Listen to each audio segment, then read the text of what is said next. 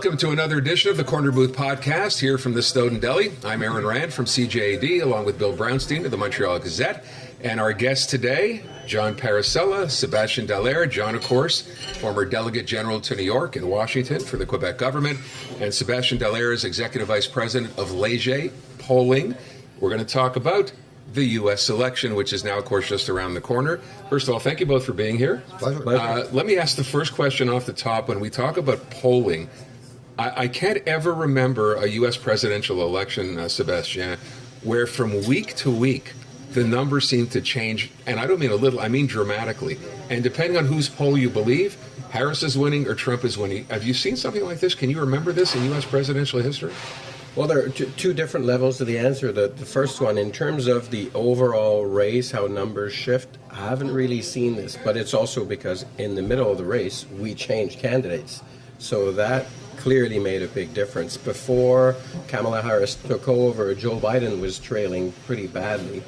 Ever since Kamala Harris took over, like at first she was gaining a lot of momentum, and what we've seen is this has petered out a little bit over recent weeks, and now we're in a situation where it's virtually a tie with a lot of arrows pointing a little bit more in the Trump on the Trump side. Right now, at this time, we know there are a few days left. There could be other surprises, but right now it's a toss-up, especially in the 7 key states that we're looking at. And the second level of the answer is, in the U.S., you have a lot of partisan pollsters who publish a lot during a campaign, and that can give the impression that numbers swing wildly. Yeah. And it's sometimes more useful to look at what aggregators are saying. And when you look at what aggregators are saying, the movement is not as fast. You do have some movement, but it's not that bad. John, you used to bring up a point, and you still will bring up a point, I think, that for certain people running for office, they're always underrepresented in polls, or people have actually put this example in the States that women are scared to tell their husbands they might be voting for Kamala, and they don't talk, or they say one thing to pollsters. So, I mean, we've had this in Quebec elections all the time. They underestimate certain parties. What is your thinking on all of this? Well, we used to call it in Quebec the Ballot Box Premium, because right. The pollsters would say a certain amount, and then when I was working many years ago with Robert Bourassa, I used to call it the Ballot Box Premium, because he said we're usually 2 or 3 points underestimated. Now, will this be the case here? It's hard to say, but my sense that this is an election where the voter turnout, mobilization on the ground is going to be crucial, which is why I think, and I applaud Sébastien and the polling industry for not over speculating who's going to win. I mean, there is a margin of error, and there are partisan polls that are in part of the aggregates, but the aggregates try to balance it off. The aggregate pollsters.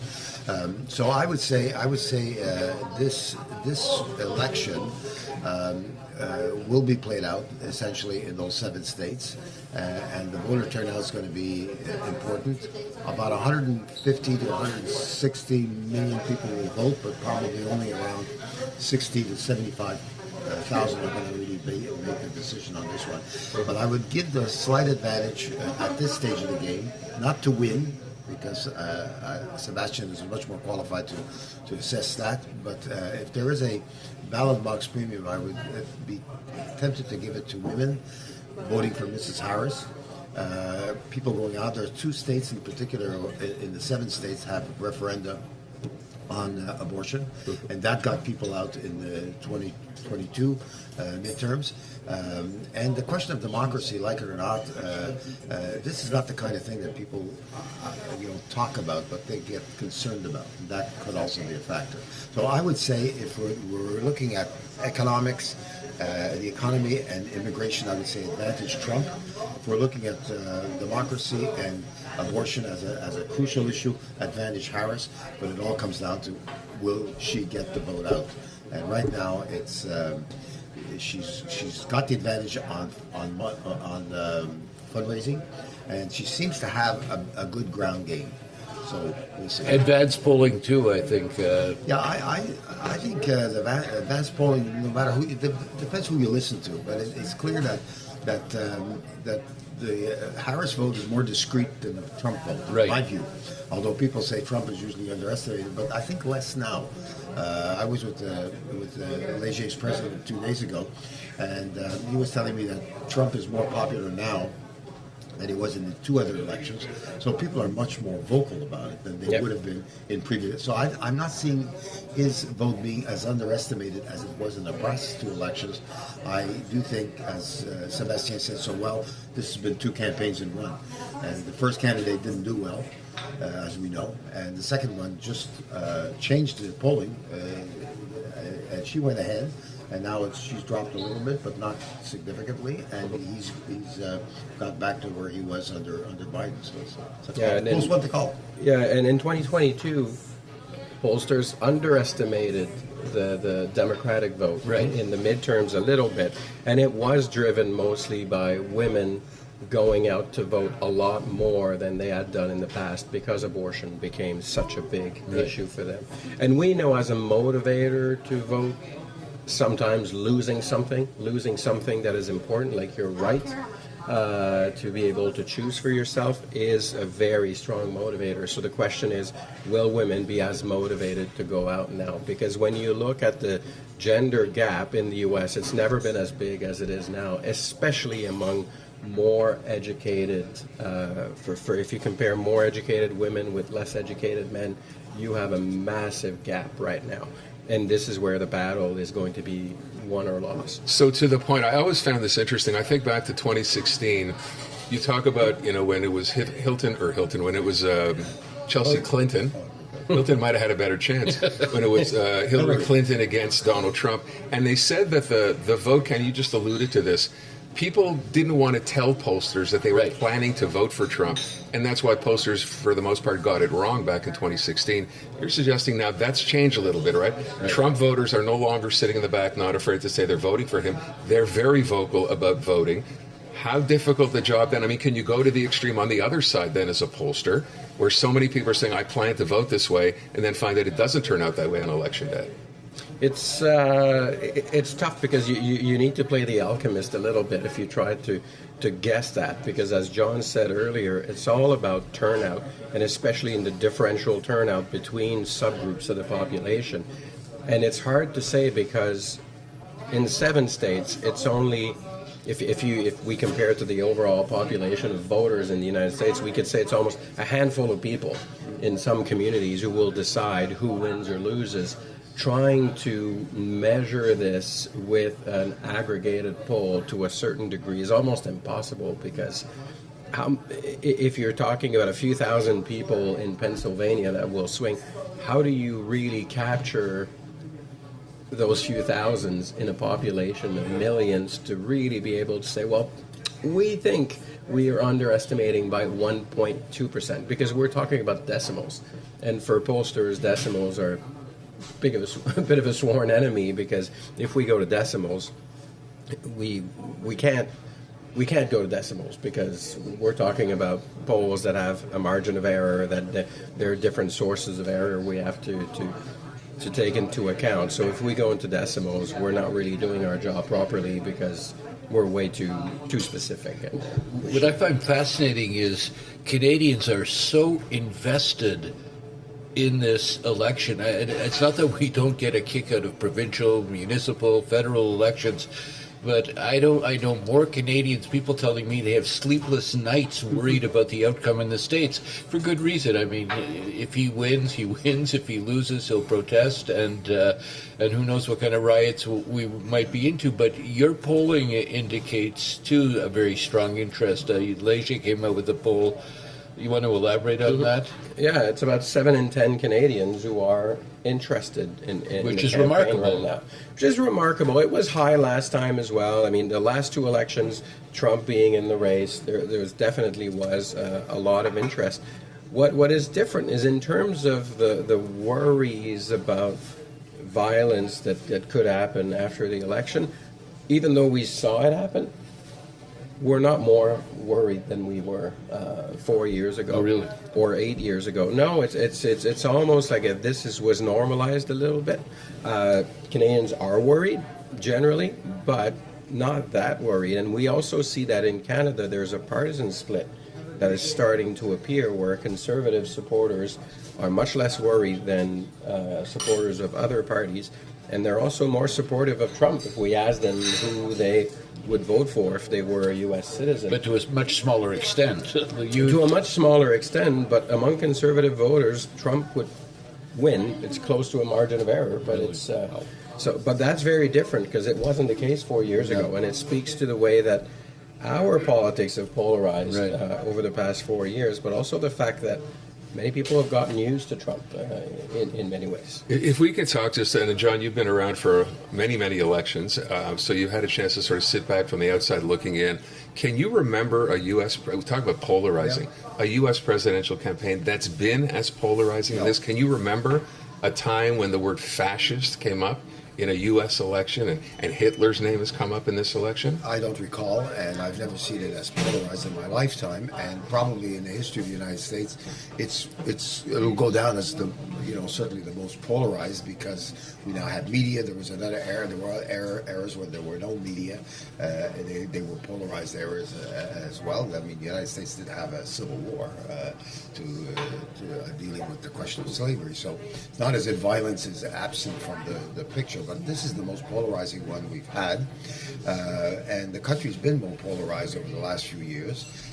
In the case of 2016, Trump really represented something that was anti-establishment, anti-politician, anti-so-called deep state, and as a result, he represented something new. Hillary Clinton represented the elite, the establishment, and she had a campaign that historians look back on as being a relatively inadequate campaign, and she made a few faults along the way, some vocabulary, the whole question of her emails and stuff like that.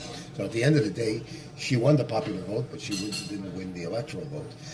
In 2020, it's not a good example because we were living through COVID.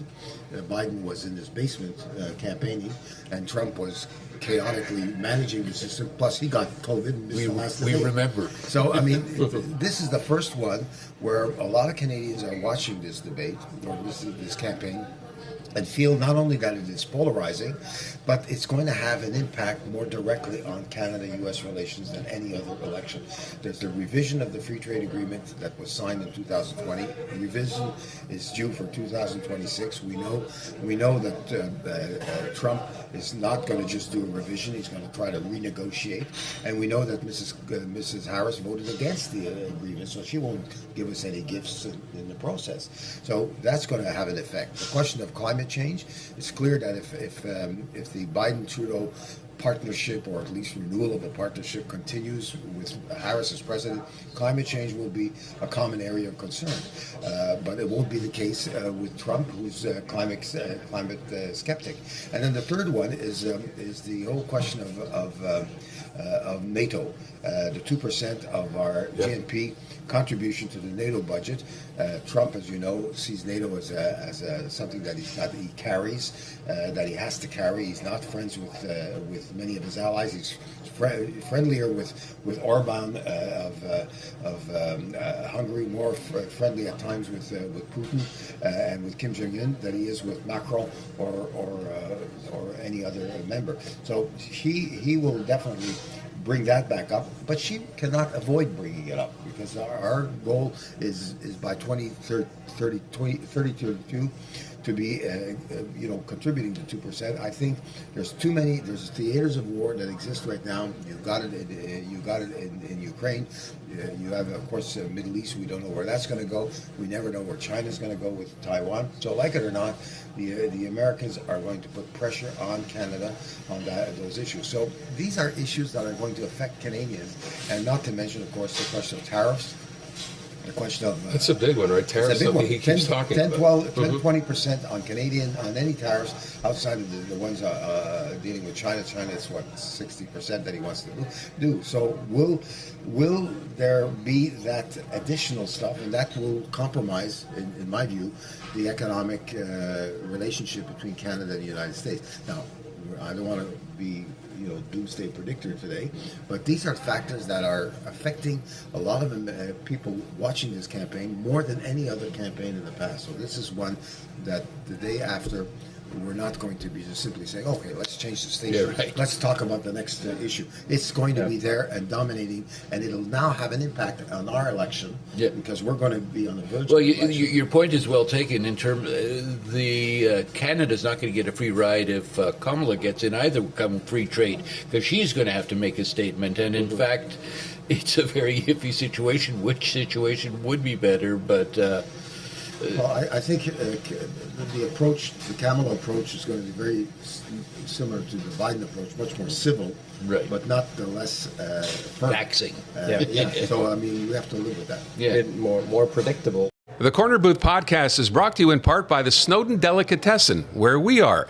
75 years in business, the hub of Montreal's greatest smoked meat, plus carnotzel, potato latkes, and the famous Snowdon Deli party sandwiches. That's the Snowdon Delicatessen. So we're only a few days away from the election. I feel like I've been saying that for 6 months now, but it's actually happening in just a few days. From a pollster's perspective, what should we be looking for in election night as the results start coming in? 7 key states, like we're talking about the blue wall, so Wisconsin, Michigan, Pennsylvania are the 3 that probably Kamala Harris needs to carry to win. But then what's going to happen in Georgia, North Carolina, Nevada, Arizona, those states will really decide who wins, who loses. Trump needs to win probably 4 to be able to carry, because the thing is, when you look at all the states that Kamala Harris probably already has won going into the election, she probably has about 226 electoral college votes in her pocket. For Trump, it's about 219.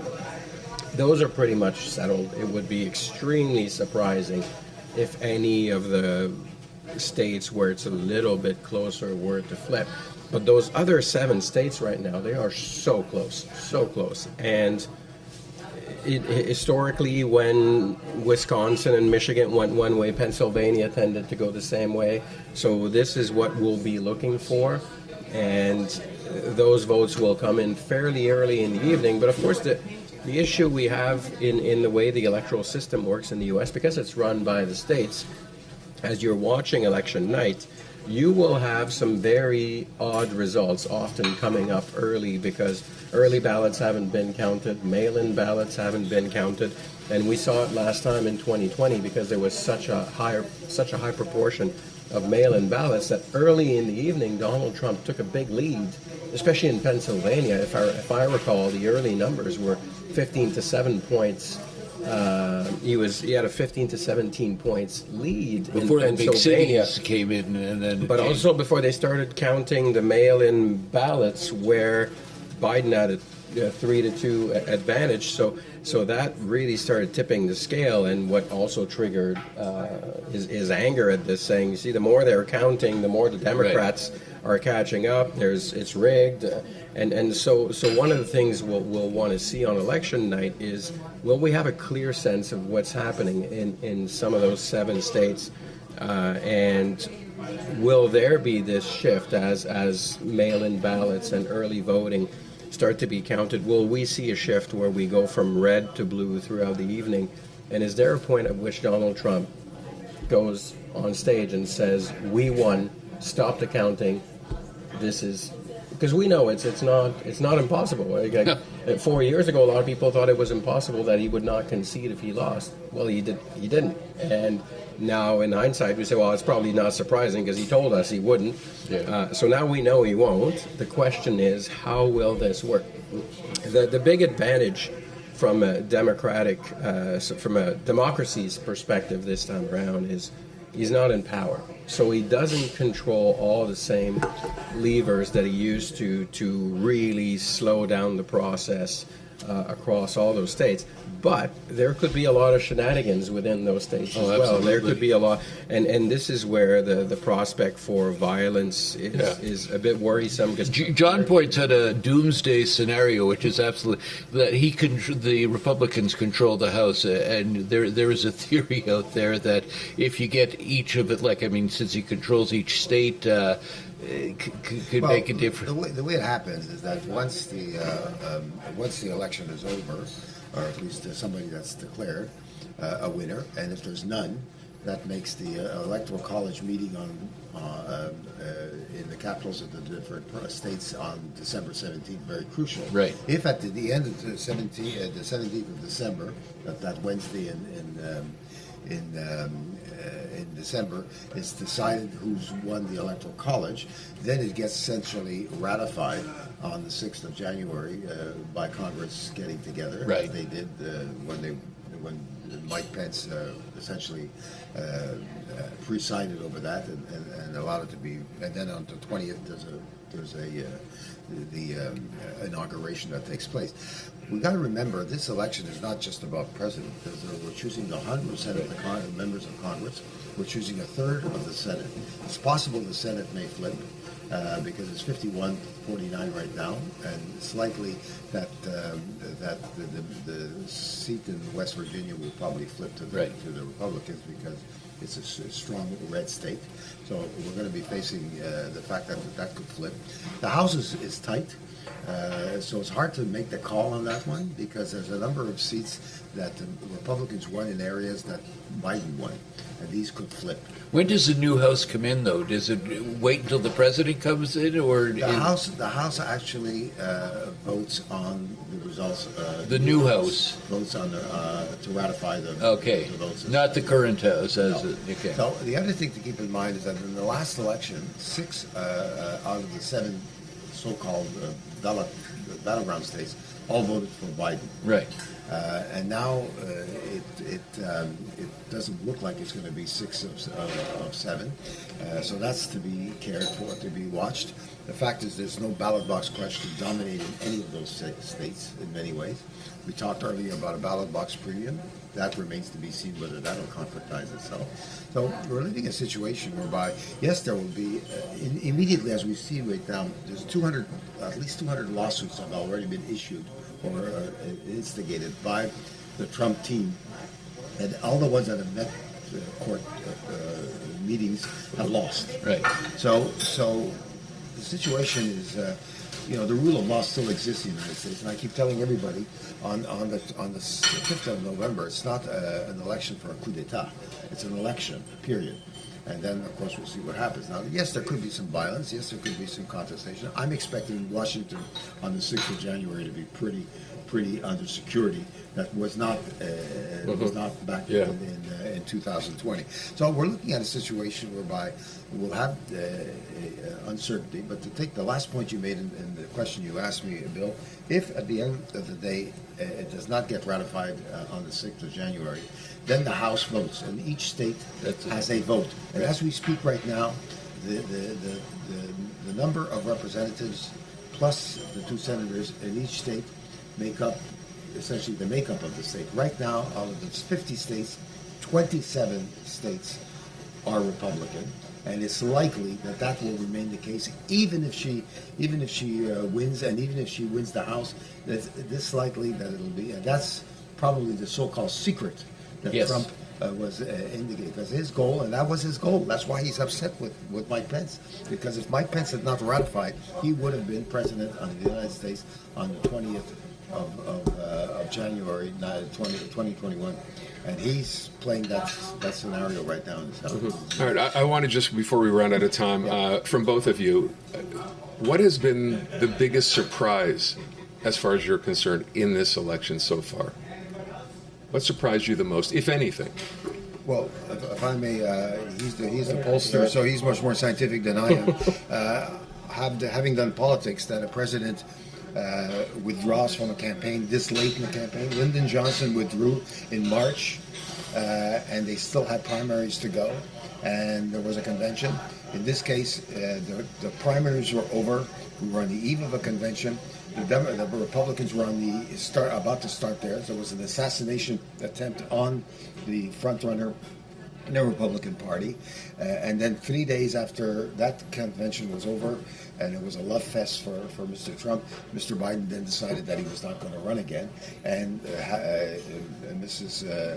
Harris was sort of like anointed or coronated, if you prefer. So the real surprise is the late departure, in my view, of Biden in the campaign at the stage he did, and what has followed, and that is why it's so tight. Although, to your point, though, had Biden not dropped, that you mentioned before, the polling up until that time would have had Trump with an easy win. It would have been an easy win. Yeah. That's where it pointed. So yeah, that's obviously the most. That's the most obvious surprise. It came as a surprise. Not that Biden had much of a choice after the disastrous first debate. I think it was clear that the decision had to come. But I would say I'm a little surprised that the Democrats did not learn from the past a little bit more. Like they have learned that it's important to go campaign in the blue wall, and this time they're doing it much more, seemingly much better. They have more money to do it. So their ground game should be good. And that's something that Hillary Clinton had not done in 2016, and that really cost her a lot. So it seemed like they've learned in some ways. But when you think of the overall message from a public opinion perspective, from a voter's perspective, they're making some of the same mistakes that were done by Hillary Clinton in the basket of deplorables. Obviously, there was a gaffe by Biden calling them garbage.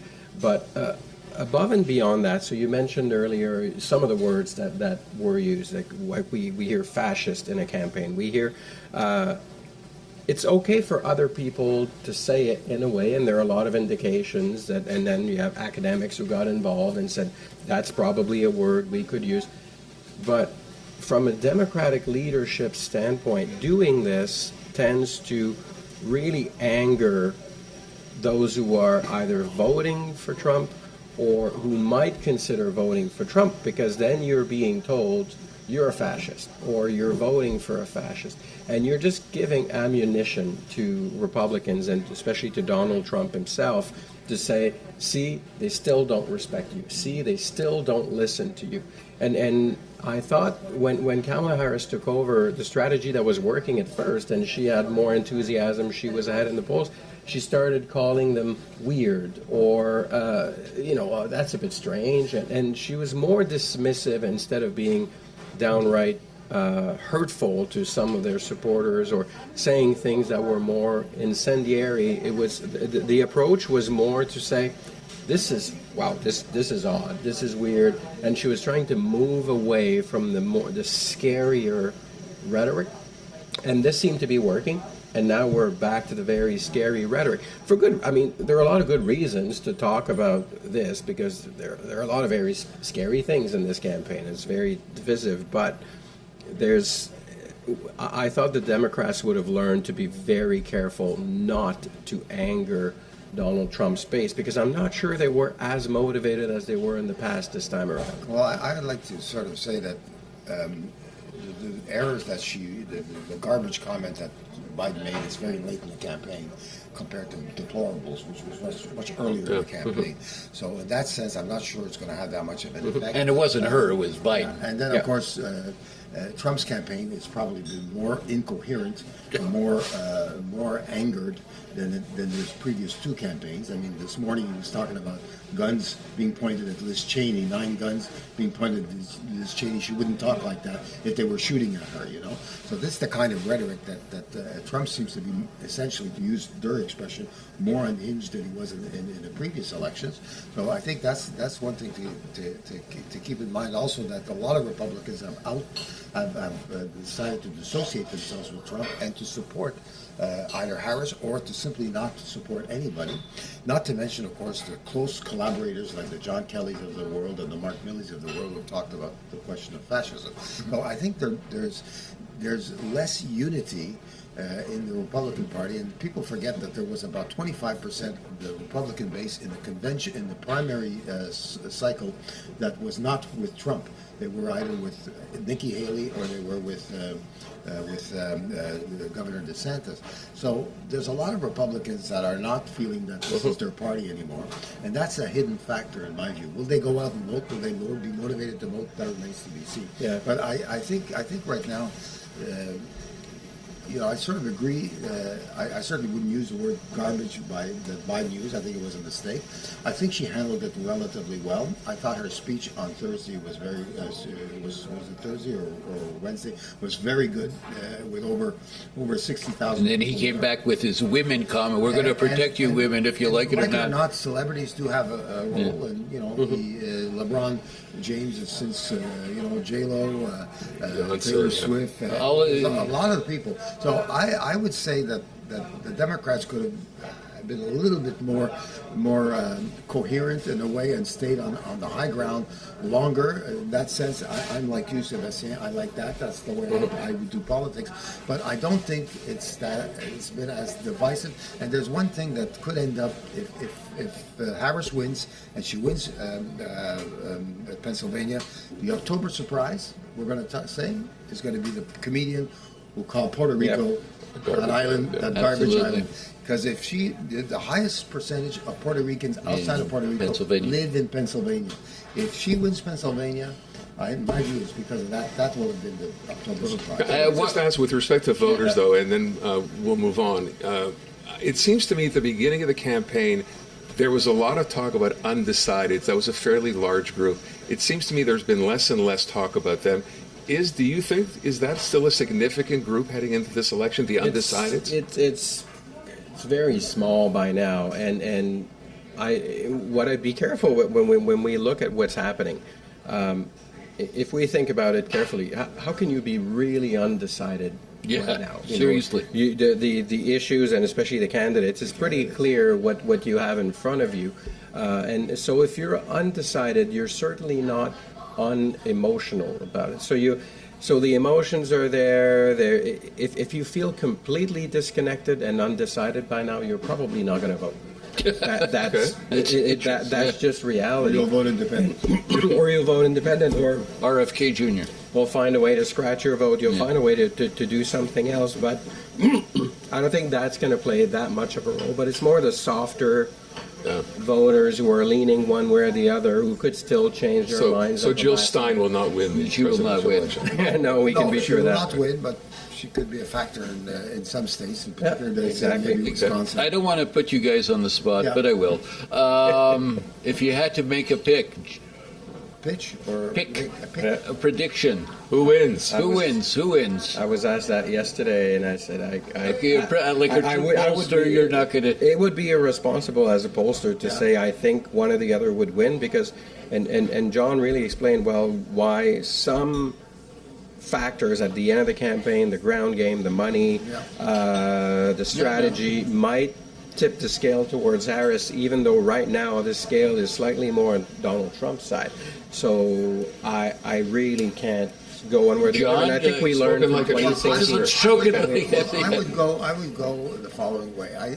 I'm not going to make the answer to the question the way you prefer, Bill, but I will say that I think she can win the popular vote, as Biden won it, as Hillary Clinton won it. I think if Trump wins, he'll have the trifecta. In other words, he should win the House and the Senate. If she wins, she will not necessarily have the trifecta. She could win the House, and she will win the presidency. But I'm completely in Sébastien's camp when it comes to predicting the Electoral College. But I do think that it's the extent of the ground game that's going to make a difference. But I do think she has a better ground game. She'll beat him on the popular vote. But again, we'll see. And again, I keep saying it, Pennsylvania will be very important. And if she wins Pennsylvania, that comedian at the Madison Square. It's unbelievable that it can come down to that. Figure, huh? Maybe it's not in a campaign like this. At the end of the day, a comedian, a stand-up comedian, determines an election. He's going to be very nervous on election day. Will we know before the end of the night who wins? Do we have to stay up till midnight? How's that going? Probably not. But if we see Michigan and Wisconsin flipping one way fairly early in the evening, then we might know that Harris won. But that, for other states, unless, because if you remember last time, Nevada, Arizona took a while. It's so close. If there's a landslide, there won't be a landslide, but if there's a clear tip one way or the other, then we might know. But it's unlikely. Okay. 43 out of 50 states are going to likely vote the way they voted in the last election. So It's hard to say. I All right. completely subscribe to Sebastian's closing remarks. Sébastien Dallaire, John Parisella, I want to thank you both for being with us, and we'll look forward to Tuesday night. Thank you very much. That wraps up another edition of the Corner Booth Podcast. We'll see you again soon.